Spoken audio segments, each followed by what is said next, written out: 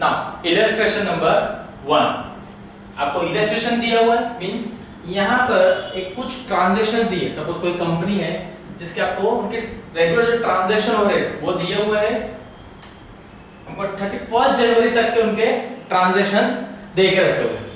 क्या करना है यहाँ पे उनकी जर्नलाइजिंग, मींस उनकी जर्नल एंट्री हमें बतानी है। तो चलिए जर्नल एंट्री हम बनाएंगे। सबसे पहले जर्नल एंट्री का फॉर्मेट प्रिपेयर करते हैं। फॉर्मेट कैसा आएगा, कुछ इस तरीके से उसका फॉर्मेट बनेगा। देन आप लिखेंगे जर्नल, देन डेट का column, particular, LF, debit and credit, amount and रुपए की साइन। क्लियर? आपका ये क्या बन गया, जर्नल आपने प्रिपेयर कर दिया है। अब एज पर अवर ट्रांजैक्शन हम इसकी जर्नल एंट्री देंगे। चलिए first 2014 1 January commenced business with cash. क्या हुआ है, बिजनेस स्टार्ट किया है, कैसे, कैश के साथ। क्या स्टार्ट किया है, बिजनेस। कितना कैश था, 50,000 रुपीस का कैश लेके आ रहे हैं। एंट्री कर देंगे, कैसे आएगी entry, cash account debit to capital account. कितना था, 50,000 सेम 2040 जनवरी 1 आपने एंट्री लिखी। देन क्या आएगा, narration commenced business with cash. First transaction complete. आप एक लाइन ड्रॉ करेंगे हॉरिजॉन्टल, एक लाइन, बस इतनी ही लाइन ड्रॉ होनी चाहिए, यहां तक नहीं, सिर्फ जहां पर आपने रिटर्न में लिखा है एंट्री उसकी बस इतनी ही एक लाइन ड्रॉ हो जाएगी। कंप्लीट यहां पर मींस आपका फर्स्ट ट्रांजैक्शन जनवरी 1 का वो कंप्लीट हुआ। Next 3 January paid into bank, means certain आपने कुछ पे किया है, किसको, बैंक में पेड किया है। क्या पे कर सकते, कैश में ही पे करेंगे। कितना था, 25,000 रुपीस आपने पेड किया है। चलो क्या आएगा, bank account debit 25,000 to cash account 25,000। Clear? Then क्या आएगा, narration cash paid into the bank. Clear, cash paid into the bank, horizontal एक लाइन आ जाएगी। देन आपका ये ट्रांजैक्शन कंप्लीट। आते किस पे, नेक्स्ट ट्रांजैक्शन पे सॉरी 5 जनवरी क्या बताया गया, परचेज फर्नीचर फॉर कैश। यहां पर देखिए आपने फर्नीचर जो परचेज किया है, कैसे में, कैश में आपने परचेज किया है। कितने का हुआ, 5,000 रुपीस का हुआ है। इसकी जर्नल एंट्री कैसे आएगी, फर्नीचर परचेज किया है तो फर्नीचर अकाउंट डेबिट, आपके पास से कैश जा रहा है तो क्या आएगा, टू कैश अकाउंट क्रेडिट। चलिए 5 जनवरी फर्नीचर अकाउंट डेबिट, कितना था, 5,000 टू आपके पास से क्या जा रहा है, कैश जा रहा है तो टू कैश अकाउंट 5,000। देन क्या आएगा, उसका नरेशन लिखेंगे, purchased information for cash, purchase furniture for cash.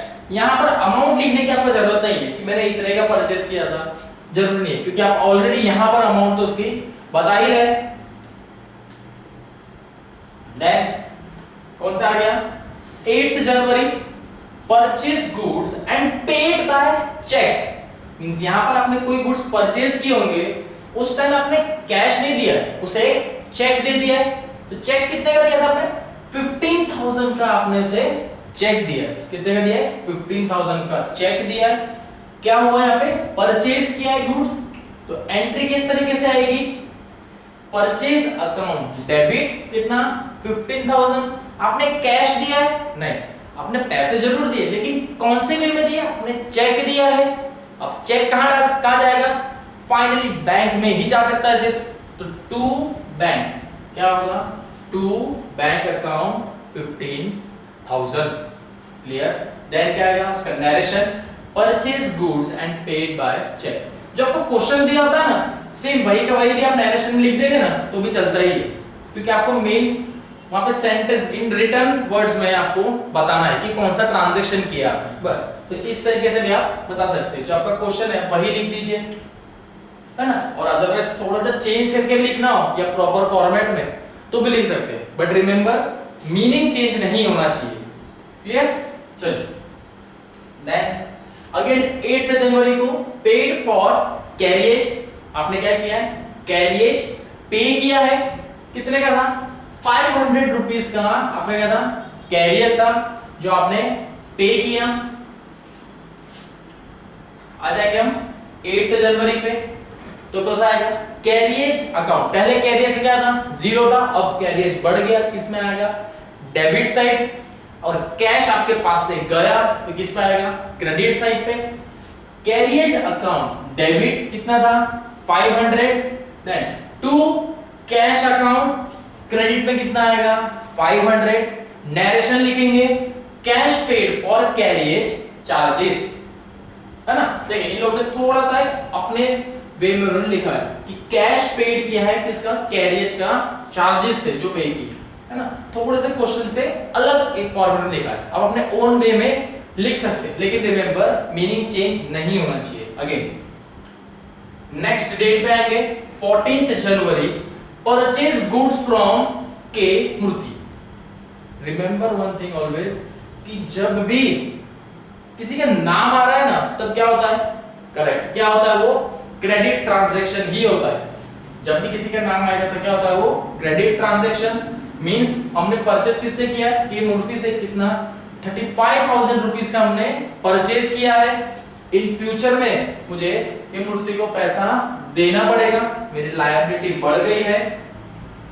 कब आएगा जनवरी 14, परचेज अकाउंट डेबिट कितना था 35,000 किसको पैसा मुझे देना है जो मेरे क्रेडिटर जिसके मैं पास से लेके आया कौन है के मूर्ति, के मूर्ति से मुझे पैसा, मुझे उसको पैसा देना है, इसलिए क्या लिखूंगा यहाँ पे 35,000 भी देना है टू के मूर्ति, पैसा देना है, इसलिए यहाँ पर क्या आएगा लायबिलिटी इंक्रीज हुई, इंक्रीज होती है किसमें आती है क्रेडिट में। क्लियर, चलिए then cash sales, short and simple बता दिया है कि आपका सेल आपने क्या है कैसे किया है कैश के बेस पे किया है, मींस आपने सेल वो कैश को भाई कितना 32,000 का जो गुड्स था आपने कैसे बेचा है कैश में बेच दिया है। तो एंट्री क्या आएगी आपके पास क्या आ रहा है कैश आ रहा है, मींस कैश डेबिट होगा, क्या गया गुड्स गए, कैसे सेल किया तब गए ना, तो to sales, cash account debit to sales account. चलिए क्या आएगा जनवरी 18, कैश अकाउंट डेबिट कितने का था 32,000 का था, 32,000 to cash to sales account कितना था 32,000, नरेशन लिखेंगे गुड्स सोल्ड फॉर कैश। चले then sold goods to Ashok on credit, Ashok को हमने गुड्स सोल्ड किए लेकिन कैसे क्रेडिट पे सोल्ड किए, कितने के थे गुड्स, गुड्स की जो वैल्यू थी कितनी थी 28,000 का हमने सोल्ड किया किसको अशोक को, लेकिन कैसा ये क्रेडिट ट्रांजैक्शन है, इसकी इफेक्ट कैसे आएगी सीधी सी बात है अशोक से मुझे पैसे भी लेने हैं, तो Ashok account debit to sales account कितना था 28,000 and again 28,000। Clear, goods sold to Ashok on credit, यहाँ पे और आप लिख सकते हैं ऑन क्रेडिट पे आपने अशोक को गुड्स दिए हैं। Next paid cash to K Murthy in full settlement. अब यहां पर देखिए क्या बता रहे हैं पेड कैश के मूर्ति इन फुल सेटलमेंट, लेकिन के मूर्ति के साथ मैंने कौन सा ट्रांजैक्शन किया था पहले ये तो देखूं मैं। चलिए तो के मूर्ति के नाम से पहले देखिए ट्रांजैक्शन कहीं पर आपको दिख रहा है, यस जनवरी 14 को मुझे दिख रहा है कि मैंने के मूर्ति के पास से तो परचेस किया था, कितने का परचेस था वो 35,000 रुपीस के गुड्स थे जो मैंने परचेस किए थे क्रेडिट पे। ओके तो मुझे पता चला अब फाइनली मैंने उसे पैसे दे दिए, कितने दिए 34,200 रुपीस दे दिए और क्या बोल दिया फुल सेटलमेंट। फुल्ली सेटलमेंट का मतलब क्या होता है कि बस इतने ही पैसे दे दिए गए, अब इसके बाद कोई दूसरा ट्रांजैक्शन, ये जो अमाउंट हमारी थी मींस हमने जो 35,000 का ट्रांजैक्शन किया था उसमें से भाई आपको 34,200 ही मिल रहे हैं, ये फुल्ली सेटलमेंट। अब नेक्स्ट मुझे उसके बाद के पैसे देने की जरूरत नहीं है, वो हो गया वहीं पर क्लियर कर दिया। कितना दिया है 34,200 रुपीज हमने दिए हैं। एक्चुअल मुझे देने कितने थे? 35,000 रुपीज देने थे। किसको? के मूर्ति को कितने पैसे देने थे? 35,000 रुपीज। मैंने कैश दिया है तो टू कैश अकाउंट कितना था? 34,200 रुपीज का मैंने कैश दिया। इन दोनों के बीच में जो डिफरेंस आएगा वो मैंने क्या मान लिया? डिस्काउंट। वो क्या मिल गया मुझे? डिस्काउंट मिल गया। टू डिस्काउंट अकाउंट कितना नहीं दे रहा हूं मैं? 800 रुपीज जो है नहीं दे रहा हूं, तो मींस क्या हुआ मेरा? डिस्काउंट। देन क्या आएगा? उसका नरेशन लिखेंगे, cash paid to K Murthy and discount allowed by them. क्या बोला गया? डिस्काउंट अलाउड बाय देम, है ना? उनको सामने से डिस्काउंट मिला क्योंकि के मूर्ति ने क्या बोल दिया कि भैया तुम 34,200 रुपीज मुझे पे कर दो, और वो क्या हो गया? Fully settlement. फुल्ली सेटलमेंट कब होता है? जब दोनों पार्टी एग्री करती है, बायर भी और सेलर भी, तो दोनों एग्री करते हैं कि हाँ ठीक है इतना अमाउंट मुझे चलेगा। दैट मींस क्या हो गया? उन्होंने मुझे डिस्काउंट भी दिया, यही कंसीडर कर सकता हूं ना मैं। Then January 28 cash received from Ashok. यहां पर क्या हुआ है? अशोक के पास से मैंने कैश रिसीव किया है। कितना किया है? 20,000 का ऐसा है जो मैंने अशोक के पास से रिसीव किया है। तो मेरे पास कैश आया, मेरे पास तो कैश आया। तो कैश एसेट साइड पे होता है, इंक्रीज हुआ मींस डेबिट। तो कैश अकाउंट डेबिट टू कौन दे रहा है? अशोक दे रहा है, टू क्रेडिट। कैसी एंट्री आएगी? ये रे एंट्री, कैश अकाउंट डेबिट कितना? 20,000। कितना आया? 20,000 टू अशोक कितना आएगा? 20,000। नरेशन देंगे, cash received from Ashok on account, या इधर आप लिख सकते हैं कैश रिसीव्ड फ्रॉम अशोक, इतना भी चलेगा। Then 31 January rent paid for the month. हमने उस महीने का रेंट पे किया है। कितना था? 2,000 रुपीज जो क्या था? रेंट था, वो पे किया है। तो इसकी एंट्री कैसे आएगी? सीधी सी बात है, आपने रेंट पे किया है, रेंट अकाउंट डेबिट, आपके पास से कैश गया to cash account. 31 January rent account debit कितना था? 2,000 रुपीज एंड कैश अकाउंट कितना था? सेम 2,000 रुपीज का ही आपने कैश भी दिया है, फुल्ली सेटलमेंट है ये भी। Then cash paid for rent या rent paid in cash, same meaning same रहना चाहिए कि आप नरेशन पढ़ो उसी में आपको पता चल जाना चाहिए कि ट्रांजैक्शन में आपने क्या इफेक्ट दिए। ट्रांजैक्शन और आपका नरेशन ऑलवेज मैच होना चाहिए। ऐसा नहीं कि यहाँ पर कुछ और इफेक्ट जा रही है और यहाँ पर आप कुछ और ही उसका मीनिंग बता रहे हो, है ना? ऐसा नहीं होना चाहिए। Then last point, 31 January withdraw from bank for private use. ध्यान से देखना, यहां पर क्या बताया गया? प्राइवेट यूज के लिए उसने बोला हुआ है। Withdraw from bank for rupees for private use. कितना? 2500 का 2500 रुपीज उसने कहां से? बैंक से विड्रॉ किए। किसके लिए? प्राइवेट यूज के लिए। ये कैसे है? प्राइवेट यूज के लिए। क्या यहां पर उसने ऐसा बोला कि मैं अपना उस पैसे को बिजनेस में लूंगा? नहीं, ऐसा तो कुछ नहीं। लेकिन उसने क्या बोला? Private use. प्राइवेट का मतलब क्या होता है? वो खुद के ऊपर खर्चा करेगा। कितना? 2500 का खुद पे खर्चा करेगा। बिजनेस पे खर्चा होगा? नहीं। तो मतलब ये क्या हुआ? पर्सनल यूज ही हो गया। इन शॉर्ट क्या हुआ? Personal use. पर्सनल यूज को हम अकाउंट्स में क्या बोला जाता है? ड्राइंग्स। क्या बोलते हैं? ड्राइंग्स। तो ड्राइंग्स आई आपके पास 31 जनवरी, ड्राइंग्स अकाउंट डेबिट, आपके बैंक में से पैसा चला गया टू बैंक अकाउंट। कितना था? 2500 डेबिट क्रेडिट में आ जाएगा। देन फाइनली क्या होगा? उसका एक नरेशन देंगे। क्या उसका narration? Cash withdrawn from bank for domestic use बोलूं, पर्सनल यूज बोल सकते हो और आइदर प्राइवेट यूज भी बोल सकते हो। क्लियर? तो इस तरीके से आप इसे लिखेंगे। क्लियर? समझ में आ रहा है? देखिए हर जगह पे एक हॉरिजॉन्टल लाइन है, कंप्लीट किया गया इसको, है ना? पूरा उसको कंप्लीट इसी फॉर्मेट में किया जा रहा है। देखिए क्लियर है यहां तक?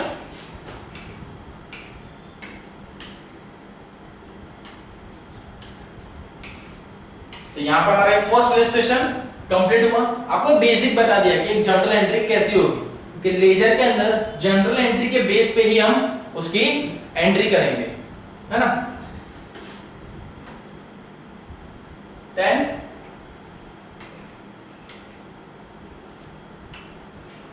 चलिए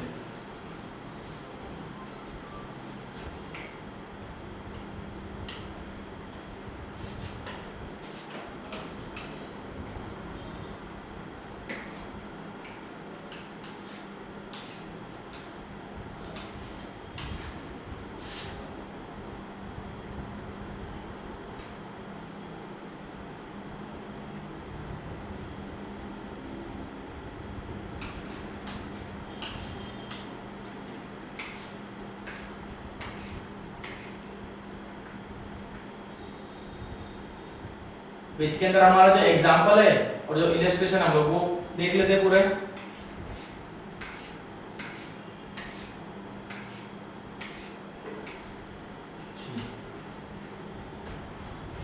कौन सा दिए? फर्स्ट हमको देख के रखा हुआ है, जैसे यहाँ पे 6.1 फॉलोइंग आर द स्टेप्स। ये state the meaning of ledger posting है, तो आप इजीली लिख सकते हैं। क्या आएगा मीनिंग, उसका दिया हुआ है। Taking the items from the journal to the relevant account in the ledger is called ledger posting। Journal में से आप उसकी जो रिलेवेंट अकाउंट है उसके अंदर आप उसकी एंट्री देंगे, तो वो क्या हो गया लेजर के अंदर, तो क्या हुआ लेजर पोस्टिंग। हाँ चलिए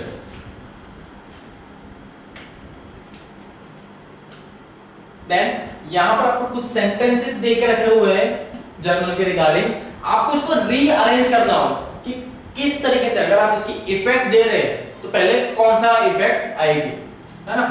चलिए यही चीज आपको आंसर फॉर्म में भी दे के रखा हुआ है। पूरा सेंटेंस सबसे पहले पढ़ेंगे। Write the page number of journal in the GF column of the ledger and date of ledger on which account has been taken from journal. पहले पेज नंबर आता है क्या? नहीं। Then identify the two affected accounts in the journal of open these accounts in the ledger। सबसे पहले आप क्या करेंगे, उसे अफेक्ट करने पहले देखेंगे कि कौन से अकाउंट आप प्रिपेयर करेंगे। Then take date and column of the debit account and the name of the credit account from the journal to ledger to their respective column। Okay पहले पूरा पढ़े तब आपको पता चलेगा कि कौन से सीक्वेंस वाइज रखना है। Then last one, while posting the credit account from the journal in the while posting the credit account from the journal in the ledger, write page number of the journal from which item is taken to ledger in GF column of ledger and page number of the ledger and on which item is taken on the LF column of the journal। अब इसके according आप arrange करिए कि आपने sentence तो पढ़ लिया है, रीड आउट हो गया, तो कौन सी चीज सबसे पहले आएगी? सबसे पहले क्या करेंगे, आप आइडेंटिफाई करेंगे कि कौन से दो अकाउंट्स आने चाहिए, तो उसका जर्नल के अंदर अकाउंट्स बनाएंगे। तो सबसे फर्स्ट क्या आएगा, फर्स्ट अरेंज हो गए। देन हम उसकी डेट देखेंगे, उसकी डेट और उसकी अमाउंट जो होगी उसको डेबिट अमाउंट में जाएगा या क्रेडिट अकाउंट में जाएगा। ये आपको पता होना चाहिए ना कि कौन सी डेबिट होगी या credit. It's a second step. कैसा ये second step. The third step is हम उसके पेज नंबर लिखेंगे उसके अंदर। सीधी सी बात है ना कि आप जर्नल एंट्री जब भी देंगे उसके सामने उसका पेज नंबर, उसका नंबर लिखेंगे। वो नंबर आप कहां लिखेंगे, जब आप लेजर प्रिपेयर करेंगे वहां पर उसके अंदर जो फोलियो आप बनाएंगे तो यहां पर आप उसके नंबर लिखेंगे। कौन सा है ये, थर्ड नंबर। 1 2 3 4 हो गए, थर्ड में का डेट मींस लास्ट वाला क्या हो जाएगा, फोर्थ नंबर। तो ये हमारा सीक्वेंस रहेगा, ये first, second, third and then fourth. Clear? इस तरीके से आप फॉर्मेट में बनाएंगे।